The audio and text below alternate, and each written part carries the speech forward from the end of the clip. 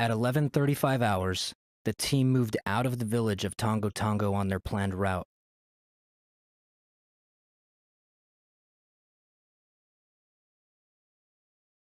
Approximately 100 meters outside of the village, enemy forces attacked the team with small arms fire directed at the rear of the convoy.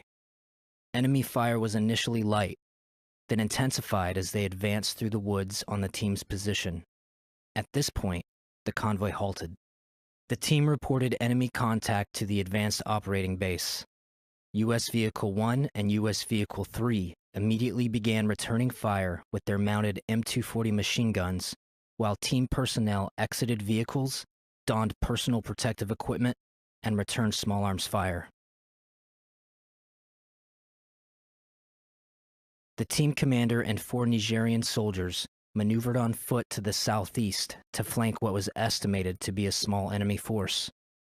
At this time, the Nigerian, AOB, and SOCC commanders began sending response elements to the team's location.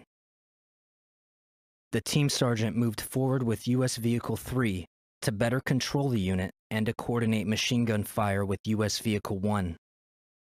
Staff Sergeant Jeremiah Johnson moved from U.S. Vehicle 3 back to near U.S. Vehicle 2, intending to fire an AT-4 anti-tank rocket at the enemy toward the north. The investigation determined that Niger Vehicle 5 departed the ambush site during this period, but did not determine precisely when or by what route. The commander's flanking element continued their movement until a body of water prevented them from advancing further. They identified and engaged enemy fighters across the body of water. The team commander observed a larger than expected enemy force moving to his east, which consisted of motorcycles and vehicles with mounted heavy machine guns. The flanking element returned to the halted convoy at 11:57 hours and issued the order to move south to prevent being outflanked by enemy forces. The movement was not immediate, as the team commander and team sergeant had to rally and recover Nigerian forces who had taken cover in the woods. Niger Vehicles 3 and 4 were immobilized and abandoned. Niger Vehicles 1 and 2 were the first to depart. As the rest of the team loaded into their vehicles, they saw Staff Sergeants Brian Black, Jeremiah Johnson, and Dustin Wright in the vicinity of U.S. Vehicle 2. The team commander signaled to begin movement, and Staff Sergeant Jeremiah Johnson acknowledged the order with a thumbs up. A team member threw a smoke grenade to conceal the team's movement. Staff Sergeant Dustin Wright entered U.S. Vehicle 2 and began driving it slowly forward, while Staff Sergeants Brian Black and Jeremiah Johnson walked along the protected side of the vehicle. Staff Sergeant Brian Black moved slightly ahead of U.S. Vehicle 2 and was killed by enemy small arms fire. Staff Sergeant Dustin Wright stopped and exited the vehicle. Staff Sergeants Jeremiah Johnson and Dustin Wright remained with Staff Sergeant Brian Black until overwhelming enemy fire forced them to withdraw. 85 meters southwest of U.S. Vehicle 2, Staff Sergeant Jeremiah Johnson was shot and rendered immobile. Staff Sergeant Dustin Wright stopped, returned to near his teammate's position, and continued to engage the enemy until both were fatally wounded.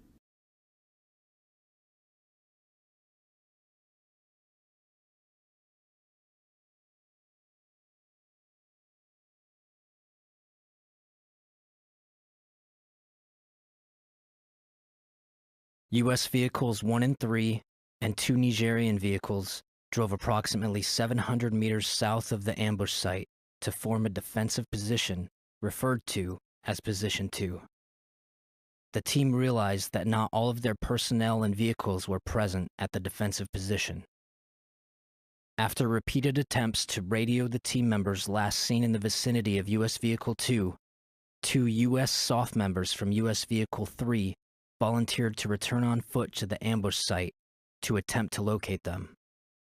Sergeant LaDavid Johnson, a special operations mechanic and the driver for U.S. Vehicle 3, moved to the rear of the vehicle to engage the enemy with the vehicle-mounted M240 machine gun. When that weapon ran out of ammunition, he switched to the M2010 sniper rifle. Approximately 10 minutes later, 2 additional U.S. team members moved to join the pair that was maneuvering back to the ambush site. The first pair moved to where they thought U.S. Vehicle 2 would be, encountering and killing several enemy combatants before needing to withdraw under fire.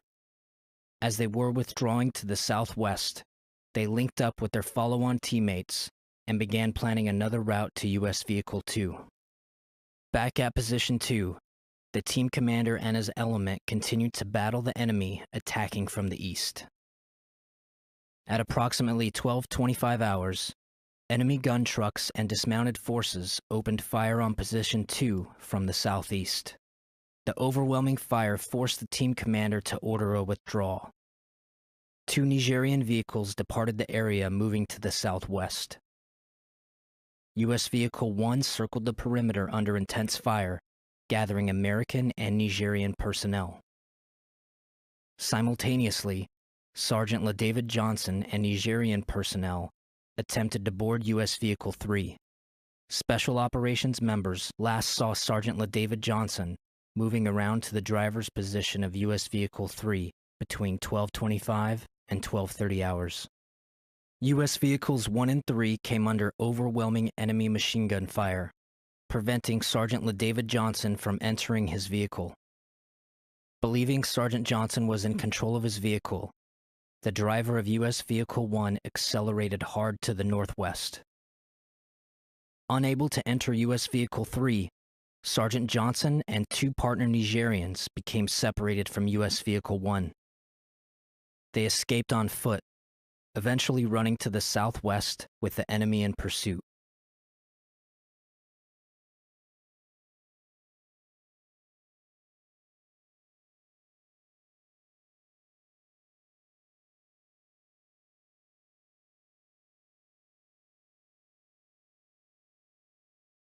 The Nigerian soldiers were killed with small arms fire roughly 400 meters from Position 2.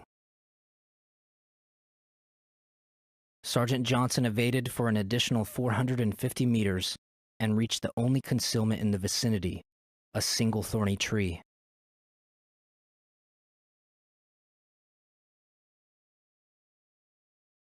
At this position, he continued to fight. An enemy vehicle, armed with a mounted heavy machine gun, stopped within 100 meters of Sergeant Johnson's location, firing on his position and cutting off further escape while enemy forces closed in.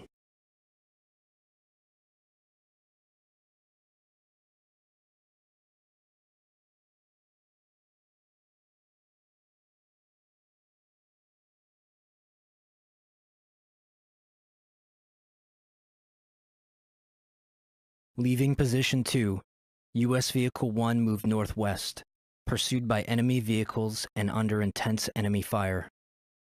Team members did not realize U.S. Vehicle 3 did not follow. During this movement, 5 of the 7 passengers in the vehicle sustained gunshot wounds, with 1 Nigerian fatally wounded. The driver was shot through the elbow, but continued to drive. The team commander, riding in the bed of U.S. Vehicle 1, was shot and thrown off the vehicle. The driver performed another circular maneuver under heavy fire to recover the commander, and resumed movement towards the northwest with the enemy in pursuit. Once inside the tree line, U.S. Vehicle 1 became stuck in mud. The 4 Special Forces soldiers who previously went to the ambush site saw U.S. Vehicle 1 and moved to rejoin those team members. At 12:33 hours, the team radioed that they were being overrun. This was the team's first report for assistance. Expecting their radios would be recovered by the enemy, the team disabled them, ending the ability to communicate using these devices. 7 American and 4 Nigerian personnel fled U.S. Vehicle 1, evading under concentrated small arms and mortar fire. They moved through the swamp, broke contact with the enemy, and stopped at the clearing on the northwest side of the wooded area. The team established a hasty defense at this location at approximately 12:50 hours.